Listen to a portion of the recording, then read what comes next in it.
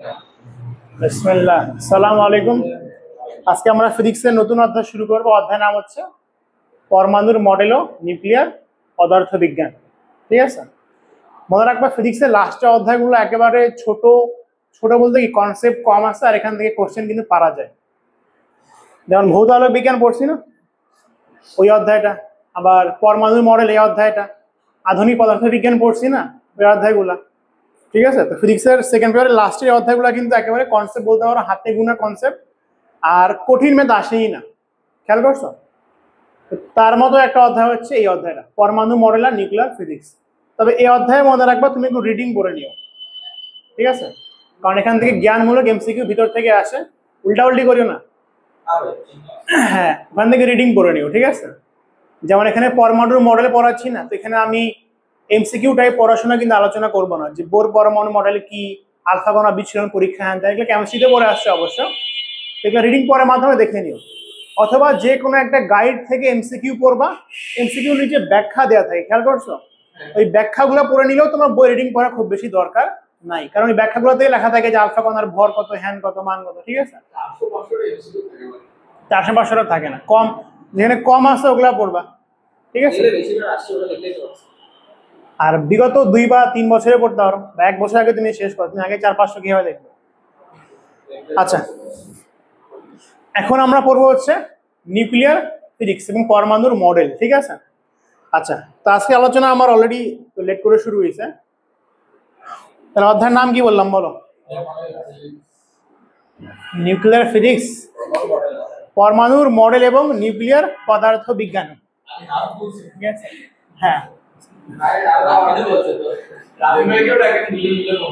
পরমাণুর মডেল এবং নিউক্লিয়ার পদার্থ বিজ্ঞান। ক্লিয়ার পদার্থ বিজ্ঞান।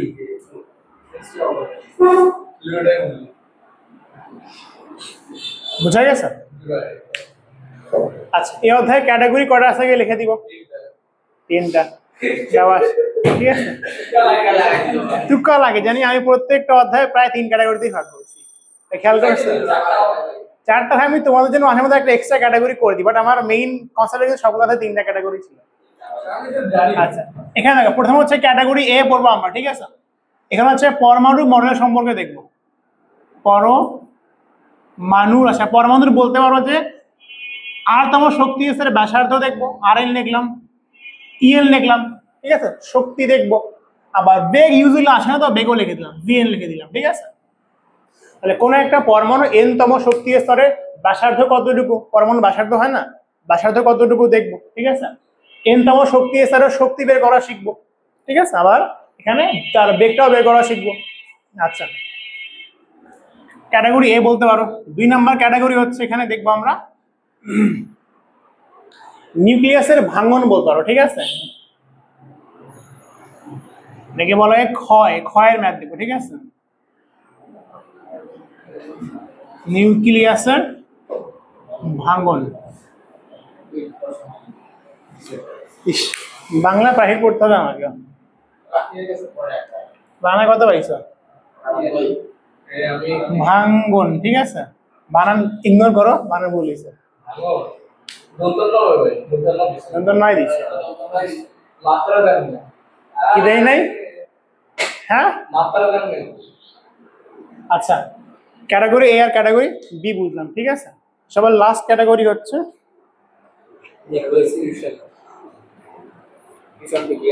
ভর ত্রুটি। ঠিক আছে, ভর ত্রুটি আমরা বললাম। সবার লাস্ট ক্যাটাগরি আমরা দেখবো হচ্ছে ভর ত্রুটি। আর এখানে ফিশন আর ম্যাথগুলো করে দিব। ঠিক আছে, নিউক্লিয়ার ফিশন অথবা বলতে পারো ফিউশন বিক্রিয়া। বোঝা গেছে? তাহলে সাদমান, এই অধ্যায় মোট কয়টা ক্যাটাগরি বলো? 3টা ক্যাটাগরি। ঠিক আছে, আচ্ছা, একটা হচ্ছে পরমাণুর মডেল নিয়ে আলোচনা করব, আর আমি বলছি অধ্যায় অবশ্যই রিডিং করে নিবা, কারণ আমি তোমাকে পরমাণুর এই 3টার সূত্র লিখে দিব। সূত্রের ব্যাখ্যা আমি করাবো না এই ক্লাসে, কারণ সূক্ষ্ম ব্যাখ্যা দিলে তুমি ভুলে যাবে, আর পরীক্ষায় জীবনও ব্যাখ্যা চাবেই না। ঠিক আছে, তোমাকে এন তম শক্তি স্তরের ব্যাসার্ধ বের করতে হবে, শক্তি বের করতে হবে। ঠিক আছে, তাহলে আমি সূত্র লিখে দিব, আর এখানে সূত্র এত কঠিন ওটাই মুখস্থ হবে না। তো ব্যাখ্যাটা ইজি আছে, এগুলা নিউটনের ফিজিক্স থেকে দেওয়া যায়। আচ্ছা, নিউক্লিয়ার ভাঙ্গন পর্ব, এরা হচ্ছে 3 স্টার দিয়ে রাখবা, সবচেয়ে বেশি কোশ্চেন এখান থেকেই হয়। ঠিক আছে, এবার এইচএসসি পরীক্ষা দিনাজপুর বোর্ড এখান থেকেই প্রশ্ন আসছিল। আর সব লাস্টে পড়বো আমরা ভর্তুটি এবং ফিশন আর ফিউশন বিক্রিয়ার কিছু অংশ। ইয়েস, একটা সিকিউ হবে সম্পূর্ণ, মিক্স করা হবে না, একটা সম্পূর্ণ হবে। ঠিক আছে, কারণ নিউক্লিয়ার ফিজিক্সের অধ্যায় তোমার বইয়ে একটাই আছে, বুঝলে? স্যার কোনো অধ্যায় নাই যে মিক্স করে তোমাকে প্রশ্ন দিবে, এখান থেকে সিঙ্গেল কোশ্চেনই হবে। আচ্ছা, তবে তোমাদের ফুল সিলেবাস পড়াশোনা চাও অবশ্যই বেশি। আচ্ছা, এখন আসো আমরা পরমাণু মডেল সম্পর্কে আমি ওই আলোচনা করব না, বোর পরমাণু মডেল, ঠিক আছে, যে থমসন মডেল, ম্যান্ডেলিফের সূত্র, হ্যান ত্যান ইতিহাস সবগুলো দেখে আসছো, বাসায় একটু রিডিং করে নিবা জানার জন্য। ঠিক আছে, বই রিডিং করলে দেখবা পড়াশোনায় সূত্রতে কনফিডেন্স চলে আসে, জানার জন্য একবার রিডিং করে নিতে পারো। আবার নিউক্লিয়াসে আবিষ্কার হয়েছে কি হবে, আলফা কণা বিচ্ছুরণ করছিল, ঠিক আছে, সেখান থেকে জানো তোমরা ম্যাক্সিমাম পার হয়ে গেছিল, দেখে মাঝখানে পার হয়নি, হ্যান ত্যান এগুলো কাহিনীগুলো একটু পড়ে নিবা।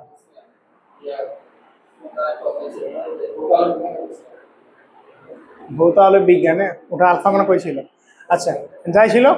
আচ্ছা, আজকে আমরা দেখবো যে একটা পরমাণুর এনতম ব্যাসার্ধ কেমন হয়। ঠিক আছে, তাহলে আমাদের ক্যাটাগরি এ শুরু। সাধারণ কি জাগে আসো? মনে করা হচ্ছে পরমাণু নিউক্লিয়াস। ঠিক আছে, নিউক্লিয়াস হচ্ছে প্রথম শক্তি স্তর, দ্বিতীয় শক্তি স্তর, এমন করে তৃতীয় শক্তি স্তর। ওতে এমন কয়টা শক্তি স্তর আছে পরমাণুতে? অসংখ্য শক্তি স্তর আছে, ডিপেন্ড করে তুমি ইলেকট্রন কোথায় দিচ্ছ না দিচ্ছ। সাধারণত আমাদের যেখানে ইলেকট্রন শেষ হয়ে যায়, শেষ ইলেকট্রনটা দেখানো শেষ হয়ে যায়, আমরা এরপরে কি আর্ট করি? এরপরে আমরা কোনো শক্তি স্তর আর করি না, বোঝা গেছে? কিন্তু মনে রাখবা পরমাণুতে অসংখ্য শক্তি স্তর আছে, বোঝা গেছে? হাইড্রোজেনের শক্তি স্তর কয়টা বলো তো? একটা শক্তি স্তর, অসংখ্য শক্তি স্তর। ঠিক আছে, ইলেকট্রন গুলো প্রথম শক্তি স্তরে শেষ হয়ে যায়, ফলে আমি দ্বিতীয় তৃতীয় গুলো আর্ট করি না, দরকার আছে? আর কোনো দরকার নাই। শক্তি স্তর মানে কি? আচ্ছা, শক্তি স্তর মানে এর কি তুমি জানো? হ্যাঁ, শক্তি স্তর মানে এরকম তোমার ওই মেলায় যেরকম নাগরদোলা গোল গোল ঘুরতেছে, এরকম কিছু রিং বসানো আছে, এখানে ইলেকট্রন গুলো ঘুরে, বিষয়টা কি এমন? ঠিক আছে, একটু হয়তো ডিটেলসে পড়ে। শক্তি স্তর কি বলতো? আমি যে বললাম যে অসংখ্য শক্তি স্তর আছে, এই কথা অর্থে কি দাঁড়ায়? ঠিক আছে, শক্তি স্তর মানে কি বলতো? এরকম গোল গোল কিছু দেখতে, যেখানে কি না ইলেকট্রন আটকে আছে, এখানে ইলেকট্রন মনে করো আটকায় দিছি, ইলেকট্রন বের হচ্ছে না। ঠিক আছে, ইলেকট্রন এখান থেকে বের হচ্ছে না, এটা কি শক্তি স্তর? ঠিক আছে, ওর অ্যান্সার ও বইয়েরটাই দিবে, আপনি বুঝবা না তো লাভ আছে? শক্তি স্তর কি বলতো? দেখো, নাম শুনে বুঝতে পারছো, শক্তি স্তর। দেখো, দেখো বলি শক্তি স্তর। এখন খেয়াল করে দেখো, এখানে মনে করো নিউক্লিয়াস আছে না, বোঝা গেছে? আর ইলেকট্রনের শক্তিকে আমি ই দিয়ে প্রকাশ করলাম। কি দিয়ে প্রকাশ করলাম? ই। এটা কিন্তু আমি একটু পরে সূত্র লিখে দিব। ঠিক আছে, এখন দেখা গেছে যে ইলেকট্রন গুলো যখন নিউক্লিয়াসের চারপাশে থাকে, তখন ইচ্ছা মতো শক্তি পাওয়া যায় না, ইচ্ছা মতো শক্তি পাওয়া যায় না, বোঝা গেছে? যেমন যদি হাইড্রোজেন পরমাণুর কথা বলি, কার কথা বলি? হাইড্রোজেন পরমাণুর কথা বলি। ঠিক আছে, তাহলে তার ধরো ইলেকট্রন কয়টা? একটাই না। দেখা গেছে ধরো এইখান থেকে অনেকগুলো, কিন্তু মনে করেন নিউক্লিয়াস না, আর নিউক্লিয়াসে কি আছে? প্লাস চার্জ আছে, বুঝতে পারছো? ইলেকট্রনের কাছে কি আছে? Minus charge. এখন আমরা স্থির তড়িতে পড়ছিলাম যে একটা প্লাস চার্জ আশেপাশে একটা কি তৈরি করে? একটা ইলেকট্রিক ফিল্ড তৈরি করবে না? মনে করি একটা ইলেকট্রিক ফিল্ড তৈরি করে না? আচ্ছা, ইলেকট্রিক ফিল্ডের এইখানে আমরা কি বিভব শক্তি বের করা শিখছিলাম। সূত্র কি ছিল? মাইনাস সি Q1 Q2 ভাগ আর ছিল, আর। ঠিক আছে, আর স্কয়ার না আর ছিল। ঠিক আছে, তো মনে রাখবা, এখানে মনে রাখবা, এখান থেকে যে কোনো জায়গায় তুমি মনে করো আর দূরত্বে, যে কোনো জায়গায় আর দূরত্বে তুমি শক্তি বের করতে পারবা না। আর মনে রাখবে এখানে শক্তি মানে কি? শক্তি মানে দুইটা, একটা হচ্ছে ইপি প্লাস ইকে। আমরা যে বলি যে ইলেকট্রনের শক্তি স্তরের শক্তি, আমরা কোন শক্তিকে বোঝাই? তার গতি শক্তিকে বোঝাই নাকি বিভব শক্তিকে বোঝাই বলো তো? দুইটার যোগফলকে বোঝাই। কারণ ইলেকট্রনগুলো এখানে কি আছে? ইলেকট্রনগুলো স্থির আছে না গতিশীল অবস্থায় আছে? গতিশীল। ইলেকট্রনের কাছে একটা কি আছে? বেগ আছে না? বেগ আছে মানে একটা কি গতিশক্তি আছে। আর এখানে দেখো একটা ইলেকট্রিক ফিল্ডের ভিতরে আছে না, এখানে প্লাস চার্জ। আমি কাকে বললাম যে আমরা স্থির তড়িতে কিন্তু পড়ছিলাম যে একটা প্লাস চার্জ তার এলাকা জুড়ে কি তৈরি করে? একটা ইলেকট্রিক ফিল্ড তৈরি করে। আর ইলেকট্রিক ফিল্ডে আমরা কি পড়ছিলাম? বিভব শক্তি। তো স্থিতিতে কি পড়ছিলাম? তড়িৎ বিভব শক্তি। মহাকর্ষতে কি পড়ছিলাম? মহাকর্ষ বিভব শক্তি। আর চার্জের জন্য কি পড়ছিলাম? তড়িৎ বিভব শক্তি। তার মানে এই ঘূর্ণনত ইলেকট্রনের কাছে দুইটা শক্তি আছে, একটা হচ্ছে তড়িৎ বিভব শক্তি আর একটা বেগের কারণে কি আছে? গতি শক্তি আছে। বুঝতে পারতেছো? এই দুটো যোগ করলে কি পাওয়া যাবে? মোট শক্তি পাওয়া যাবে। এটাকে বলা হয় ইলেকট্রনের শক্তি। বোঝা গেছে? এখন দেখা গেছে যে এই ইলেকট্রনের কাছে ইচ্ছা মতো শক্তি কখনো তুমি পাওয়া না। যদি আমি হাইড্রোজেন পরমাণুর কথা বলি, কার কথা বলি বলতো? হাইড্রোজেন পরমাণুর কথা বলি, তাহলে এর যে প্রথম যে ইলেকট্রনটা, একটা ইলেকট্রন থাকে এর কাছে, তাহলে এর যে প্রথম ইলেকট্রনটা তার কাছে শক্তি থাকে হচ্ছে, মনে রাখবে, ই সমান হচ্ছে -13.6 ইলেকট্রন ভোল্ট। মানটা দেখে নেওয়া দরকার। এই যে পেজটা উল্টা উল্টি কে করছে? 13.6, ঠিক আছে। আচ্ছা, তসবি তো আমার কাছে। যাই হোক তাহলে হাইড্রোজেনের প্রথম যে, এদিকে খেয়াল করতে আমি ফোন রাখছি, হাইড্রোজেনের প্রথম যে ইলেকট্রনটা আছে, তো ইলেকট্রনের কাছে কি আছে? বিভব শক্তি আছে না? ইলেকট্রনের গতি শক্তি আছে না? তো এই দুটো শক্তি যোগ করলে দেখবা হাইড্রোজেনের প্রথম ইলেকট্রনের শক্তি আসবে -13.6 আসবে। এর চেয়ে কমও আসবে না, সামান্য বেশিও আসবে না। বুঝা গেছে? আচ্ছা, তাহলে আমি বুঝলাম যে এই ইলেকট্রন কি যেখানে সেখানে থাকতে পারবে না। বিভব শক্তির ফর্মুলা কিন্তু একটা আর আছে, পড়ছিলাম না? মনে রাখো বিভব শক্তির ফর্মুলা কি ছিল বলো তো? একটা আর ছিল। ইপি সমান কি ছিল? এটা ছিল CQ1Q2 ডিভাইডেড বাই কি ছিল? আর ছিল। ঠিক আছে? তার মানে এই যে বিভব শক্তি আর তুমি গতি শক্তি যোগ করছো, বিভব শক্তি কি ইচ্ছা মতো আরের জন্য হয়েছে না একটা নির্দিষ্ট আরের জন্য হয়েছে? ঠিক আছে, তো এইটা বোর খেয়াল করছি। ঠিক আছে, সি হচ্ছে 9 × 10⁹, এটা এর স্থির তড়িতের জন্য তুমি কে ইউজ করতে পারো। ঠিক আছে, হ্যাঁ কেউ তুমি ইউজ করতে পারো, সমস্যা নেই। তাহলে দেখো যে এই যে একটা নির্দিষ্ট মান আসলো না, তার মানে দেখা গেছে যে হাইড্রোজেনের ক্ষেত্রে এই ইলেকট্রনটা সবসময় দেখো এই আর এর মধ্যে নির্দিষ্ট হওয়ার লাগবে। কথাটা বুঝো, আর যদি কম বেশি করি তাহলে ইপি কম বেশি হবে না? আর ইপি কম বেশি হলে কি মোট শক্তি একই থাকবে না? দেখা গেছে এই ইলেকট্রনটা সবসময় একটা নির্দিষ্ট দূরত্ব বজায় রেখে কিন্তু কি করে, এখানে আবর্তন করতেছে। বোঝা গেছে? আচ্ছা, এখন দেখা গেছে প্রথম শক্তি, এই যে ইলেকট্রনটা, তার শক্তির থেকে বেশিও হয় না, কমও হয় না। এখন তুমি যদি বাইরে থেকে শক্তি দাও কিছুটা, কি করলো? শক্তি কিছুটা দিলা, ধরো সামান্য প্লাস মাইনাস করলা, যে -13.6 থেকে কিছুটা বাড়ে গেল। তোমরা জানো যে নিউক্লিয়াস থেকে দূরে কি আছে? উচ্চ শক্তি স্তর আছে না? আচ্ছা, তো তুমি সামান্য শক্তি দিলে বলতে ইলেকট্রন কি হওয়ার কথা? একটু দূরে চলে যাওয়ার কথা। ঠিক আছে, উচ্চ শক্তি স্তরে যাওয়ার কথা। কিন্তু তুমি খেয়াল করে দেখবে, এটা বোর খেয়াল করে দেখছিল, এখানে সামান্য পরিমাণ শক্তি দিলে ইলেকট্রন এখান থেকে সরবে না। হয় ইলেকট্রনের গতি শক্তি বাড়া যাবে, বিভব শক্তি সেম থাকবে। বোঝা গেছে? কিন্তু ইলেকট্রন এখান থেকে সরতেছে না। তাহলে কতটুকু শক্তি দিতে হবে? তুমি মনে করো শক্তি দিতে দিতে কি করলাম, এর কি 4 দিয়ে ভাগ করতে কত আসে?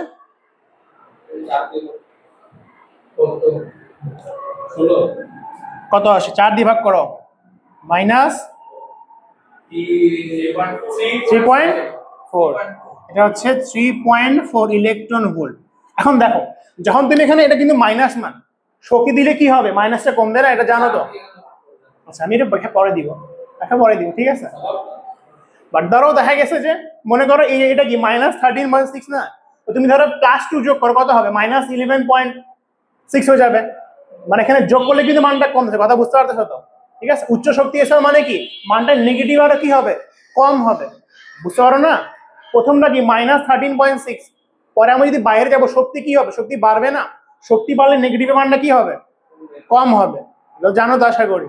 ঠিক আছে, ধরো তুমি এখানে শক্তি দিচ্ছ, বাট দেখা গেছে যে ইলেকট্রনটা এখান থেকে আর যাচ্ছেই না, ইলেকট্রন এখানেই আছে। কিন্তু যখন শক্তি দিতে দিতে ইলেকট্রনের কাছে এই পরিমাণ শক্তি চলে আসছে, কতটুকু? 3.4, তখন দেখা গেছে ইলেকট্রন চট করে এইখানে কোন একটা শক্তিতে চলে যাচ্ছে। ইলেকট্রন আগে ছিল মনে করো এইখানে, চলে গেছে হচ্ছে এখানে। কিন্তু আমি এখানে থাকা সত্ত্বেও প্রথম শক্তি স্তরে থাকার পরে আমি যখন শক্তি দিচ্ছিলাম, ইলেকট্রন দেখো এখানে কিন্তু যাচ্ছিল না, বা ইলেকট্রন উচিত ছিল একটু দূরে চলে যাওয়া, একটু এখানে চলে যাওয়া। এখানে তো অনেকগুলো শক্তি এসে মনে করো আছে, এখানে ঘুরলে কেউ মানা করো তো না, আবার ইলেকট্রন এখানে ঘুরতেছে না। ইলেকট্রন এখানে মনে করো ঘুরতেছে না, ইলেকট্রন চাইলে একটু দূরে ঘুরতে পারতো, ইলেকট্রন এখানে ঘুরতেছে না। বুঝতে পারতেছো? তার মানে দেখা গেছে ইলেকট্রনের একটা নির্দিষ্ট শক্তির জন্য একটা নির্দিষ্ট জায়গাতেই ঘুরতেছে, এর বাইরে ঘুরতেছে না। শক্তি বাড়তে বাড়তে একসময় একটা পর্যায়ে গেলে সে একটু দূরে যায় ঘুরতেছে, এদের মাঝখানে কোন জায়গায় ঘুরতেছে ইলেকট্রন? ঘুরতেছে না। এই জন্য আমরা কি করি, পরমাণু মডেলটা আর্ট করার সময় এরকম শক্তি স্তর গুলো আর্ট করি। শক্তি স্তর মানে কি, যে ভাই ইলেকট্রন এইখানে আছে, নড়বে না, নড়লে হয় সে এত দূরে যাবে, অথবা এখানেই থাকবে, অথবা এখান থেকে থাকলে যদি ইলেকট্রন নড়ানড়ি শুরু করে হয় সে এখানে যাবে, অথবা কাছে এখানে চলে আসবে। এখানে ইলেকট্রন গুলো কি হবে, থাকবে না। বোঝা গেছে? তাহলে আমি তো এরকম চারপাশে কোটি কোটি শক্তি স্তর করতে পারতাম।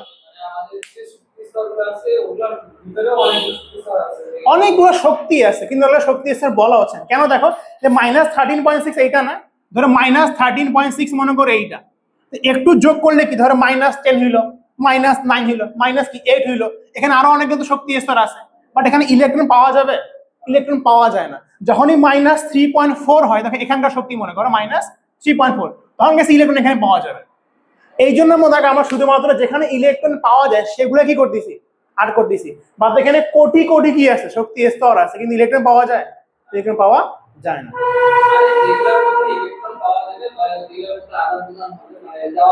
হ্যাঁ, শক্তি স্তর। তার মানে এখানে ধরো সেকেন্ড শক্তি স্তর ছিল, সেকেন্ড থেকে ধরো যদি তোমার শক্তির মানটা তুমি বাড়াও, দূরে চলে যাবে।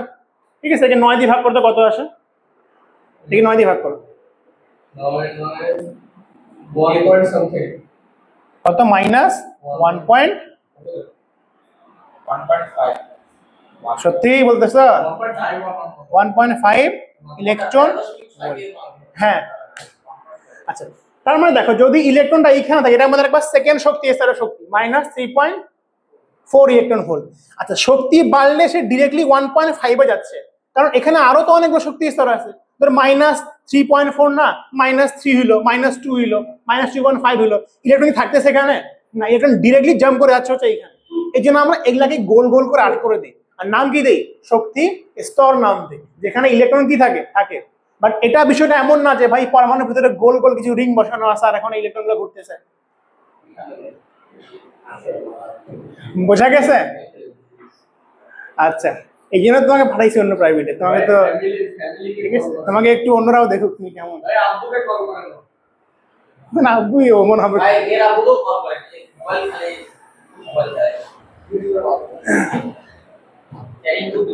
এদের কি বোঝা গেছে? তাহলে শক্তি স্তর কি বোঝা গেছে? আচ্ছা, এখন মনে রাখবো তাহলে এটা হচ্ছে কি প্রথম শক্তি স্তর, এটা কি দ্বিতীয় শক্তি স্তর। তাহলে প্রথম শক্তি স্তরের শক্তি কত? হাইড্রোজেনের ক্ষেত্রে এটা হচ্ছে -13.6। আচ্ছা, একটা কথা মনে রাখবো, এখানে আমরা পরমাণুর মডেল বলতে মেইনলি হাইড্রোজেনের পরমাণুই পড়বো, ঠিক আছে? অন্যান্যগুলো পড়বো না, কারণ এখানে আমরা বোরের পরমাণু মডেল পড়তেছি বোরের জন্য। আর বোর মনে রাখবা, বলো লাগবে, কেন লাগবে? অবশ্যই লাগবে, ঠিক আছে? এখন ফিজিক্স ভাই পড়তেছি, হাইড্রোজেনের তোমার 3 নাম্বার, এখানে ইলেকট্রন থাকতেই পারে, কি সমস্যা? শক্তি দিছো তুমি, শক্তি দিছো না, খেয়াল দিছো জানি না, কিন্তু শক্তি দিছো তুমি মনে করো, ঠিক আছে? বলো হ্যাঁ, n তম শক্তি স্তরের শক্তি। তাহলে বলো তো E1 মানে কি? E1 মানে প্রথম শক্তি স্তরের শক্তি। আর মনে রাখবা আমরা এখানে যে পরমাণু মডেলটা পড়বো সেটা হচ্ছে মেইনলি হাইড্রোজেন পরমাণু, অথবা যার ইলেকট্রন সংখ্যা হচ্ছে একটা। কেমিস্ট্রিতে পড়ছিলা না? ঠিক আছে, ওই বোর পরমাণু মডেলে যেই সূত্রটা তারা লিখছিল, যে তোমার রিডবার্গ ধ্রুবকের যে সূত্রটা ছিল, সেটা শুধুমাত্র একটা ইলেকট্রনের ক্ষেত্রে প্রযোজ্য ছিল। সেটা কি কি? হয়তো RH এর মানটা, হাইড্রোজেন পরমাণু অথবা লিথিয়াম হইতে পারে, লিথিয়াম প্লাস হইতে পারে, হাইড্রোজেন হিলিয়াম, হিলিয়াম প্লাস হইতে পারে, একটা ইলেকট্রন চলে গেছে, লিথিয়াম কি 2 প্লাস হইতে পারে। যাদের ইলেকট্রন সংখ্যা হচ্ছে একটা, এই মডেলটা হচ্ছে বোর, তাদের জন্য দিছিল। বোঝা গেছে? এবার এটা দেখো, তাহলে বলো হাইড্রোজেন পরমাণুর প্রথম শক্তি স্তরের শক্তি কতটুকু? -13.6 ইলেকট্রন ভোল্ট। আবার এখানে দেখো শক্তি বাড়তে বাড়তে বাড়তে যখন এখানে পৌঁছায় তখন ইলেকট্রন পাওয়া যায়, তার মানে এটাকে বলা হচ্ছে দ্বিতীয় শক্তি স্তর। তাহলে দ্বিতীয় শক্তি স্তরের শক্তি কতটুকু? -3.4। এটা হচ্ছে কি -1.5 ইলেকট্রন ভোল্ট। বোঝা গেছে? আমরা কি শিখবো? আমরা হচ্ছে এই সূত্রটা ইজিলি বুঝতে পারতেছো, যে n তম শক্তি স্তরের ব্যাসার্ধ নির্ণয় করা শিখবো। তাহলে এটা কি প্রথম শক্তি স্তর, এর ব্যাসার্ধ কতটুকু, দ্বিতীয় এর ব্যাসার্ধ কতটুকু, বা এর ব্যাসার্ধ কতটুকু, বুঝতে পারতেছো? আচ্ছা, অথবা n তম শক্তি স্তরের শক্তি বের করা শিখবে। হ্যাঁ, একটা কথা মনে রাখবা, আমি তোমাকে ডিরেক্টলি শক্তির ফর্মুলা লিখে দিব, বইয়ে কিন্তু সূত্র প্রতিপাদন করছে, কেমন করে ইপি বের করছে, ওই যে ইসি দ্বৈত সূত্র ইউজ করে। আবার হাফ এম ভি স্কোয়ার বের করে বেগের মান বের করে ই কে বের করছে। বাট এই ব্যাখ্যাগুলো জানার কোনো দরকার নেই, ফর্মুলাই দেখবে কঠিন মনে থাকে না, ফর্মুলাই মনে রাখবে। বোঝা গেছে? আচ্ছা কতক্ষণ আছে? আচ্ছা ওটা তুমি বুঝতে পারবো, ওটা তুমি ম্যাথ করলে বুঝতে পারবো, মানে আমি ব্যাখ্যা দিব। ঠিক আছে? আচ্ছা এখন দেখো তোমার আর এন পরে, আর এন মানে কি? আর তোমার শক্তি স্তরের ব্যাসার্ধ। ঠিক আছে? ফর্মুলা লিখে দিব, টেকনিকও বলে দিব, মনে রাখবো যে 4 দিয়ে কেন ভাগ করতে হবে টেকনিক। ঠিক আছে?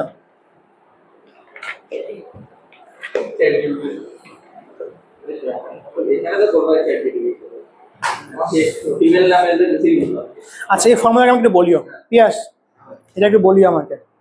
আর এন, তাহলে আর এন সমান লেখা যায় কি সমস্যা?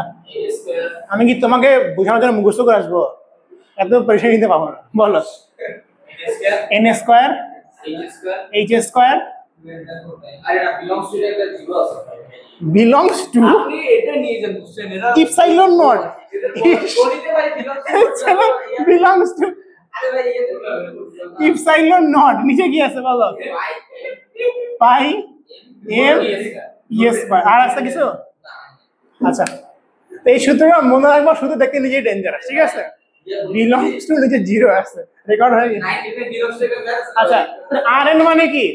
এন তম শক্তি স্তরের ব্যাসার্ধ। বোঝা গেছে? এন এন মানে বলতো কি? এন মানে প্রথম শক্তি স্তর, বলে প্রথম, এন মানে মূল সংখ্যা, এন মানে নাম্বার, নাম্বার। প্রথম শক্তি স্তরে 1, দ্বিতীয় শক্তি স্তরে কি বসবে? এন এর মান 2 বসবে। আচ্ছা এন বাদ দিয়ে সবগুলাই ধ্রুবক। এইচ মানে কি? প্ল্যাঙ্কের ধ্রুবক। এটা মানে কি? ইপসাইলন নট, মানটা তোমরা জানো। এটা কি? এইচ। এবার পাই মানে কি? ধ্রুবক। এম মানে কি? ইলেকট্রনের ভর। ই মানে কি? ইলেকট্রনের চার্জ। তাহলে একটা কাজ করো, পরীক্ষায় তোমার এতগুলো ধ্রুবকের মান যখন তুমি বসাবে অ্যান্সার ভুল আসতে পারে না? বিশেষ করে এই যে যারা ডিস্ট্রাকশন বেশি, ফোন চালায়, ওরা ভুল করতে পারে। ঠিক আছে? তুমি একটা কাজ করো, তুমি R1টা মনে রাখো। R1 মনে বলতো কি? যে এন এর মানটা 1 বসায় যেটা আসবে, আর R1 বের করলে খেয়াল রাখো সম্পূর্ণ ধ্রুবকের কিন্তু মানটা চলে আসবে। কারণ এন এর মাধ্যমে কি ইউজ করলাম? 1 তো 1 লিখলাম না, কি আসলো? H square epsilon not pi M E square. ঠিক আছে? পরীক্ষায় সবগুলো মান বসাবা। R1 এর মান কত সেটা মনে রাখবে। R1 এর মান এখানে আসবে, এই যে আবার কে পাল্টাইছে এগুলা?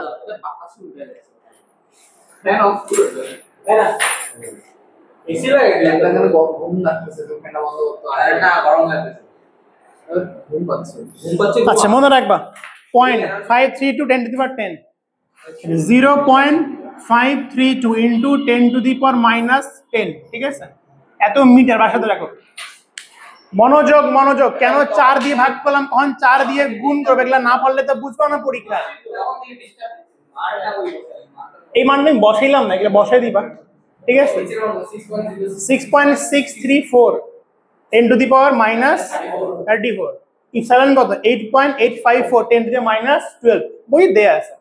পাই তো জানো, এম ইলেকট্রনের ভর 9.11 10 to the power minus 31 KG. Electron charge কত? 1.6 10 to the power minus 9, তার উপর স্কয়ার করলে এইটা আসবে, না মনে রাখবে। প্রশ্ন হচ্ছে এটা কেন মনে রাখবে বলো তো? এই মানটা মুখস্থ মনে রাখবে।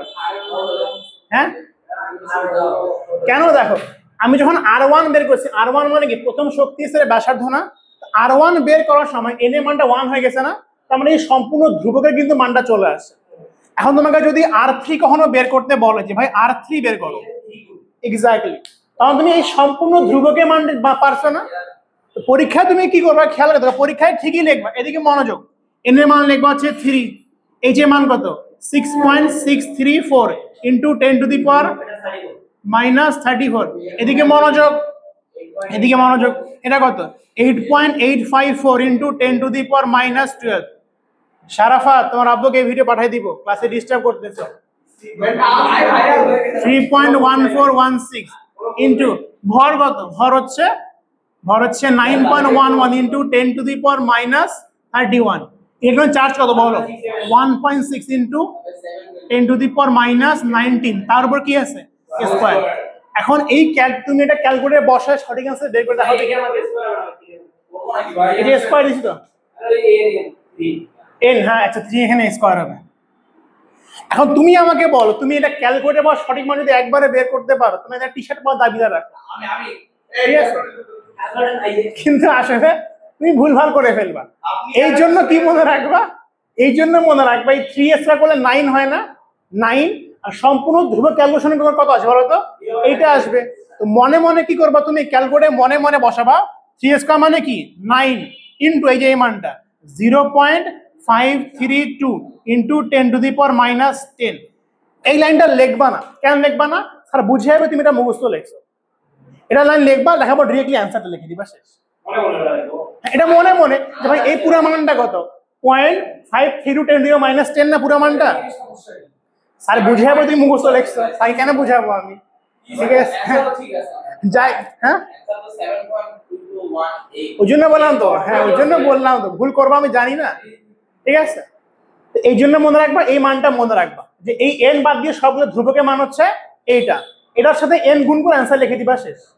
বোঝা গেছে? লাফি পরীক্ষায় কখনো এই মানটা ক্যালকুলেশন করতে যাব না। কেন যাব না? কারণ বলো যে আমি ভুল করব, ঠিক আছে, জানি তো আমি তোমরা কি করবা, ওই জন্য এই মানটা মুখস্থ রাখতে হবে। বোঝা গেছে?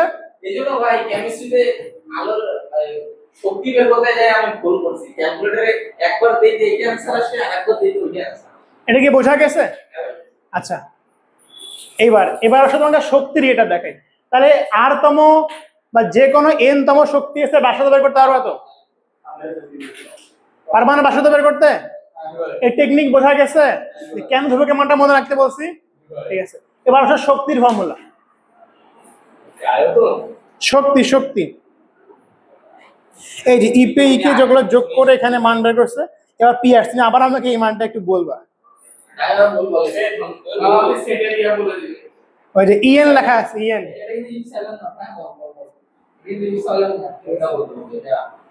belongs to like that like n equal to minus en minus বলো m e power 4 e to the power 4 divided n square 8 n square h square epsilon not square belongs to a square। তারপর not দিতে ভাই, হ্যাঁ আচ্ছা belongs to যে শূন্য, তারপরে square, তারপর কি এটা দেয়া আছে।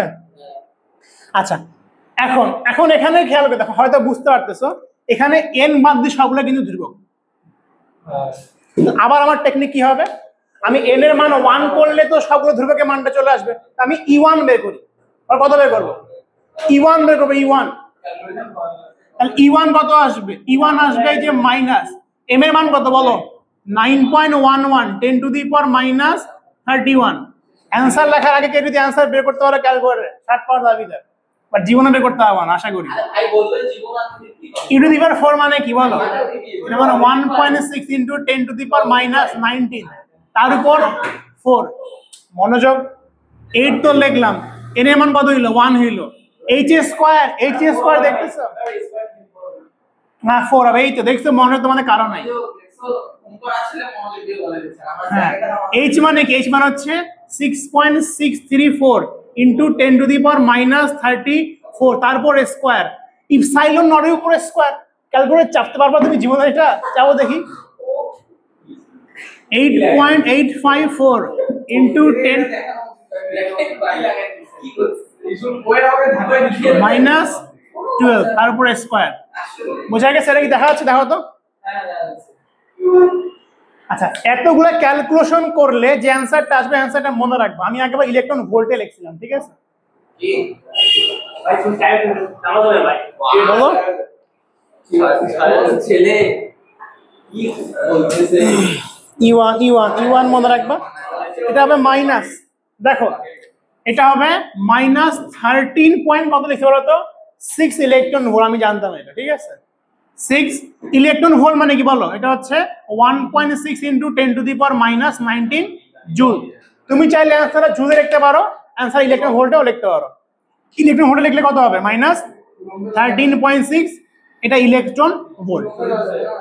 শক্তির একক জুল, ইলেকট্রন ভোল্ট। কুলম্ব কই পাইলা, চার্জ বের করে দিছি। এবার কেন আমি 4 দিয়ে ভাগ করলাম, এর ব্যাখ্যাটা দেখো, কেন 4 দিয়ে ভাগ করলাম। এবার যদি আমি E2 বের করবো তখন বলতে কি করতে হবে ভাই, E2 হচ্ছে 4 দিয়ে গুণ।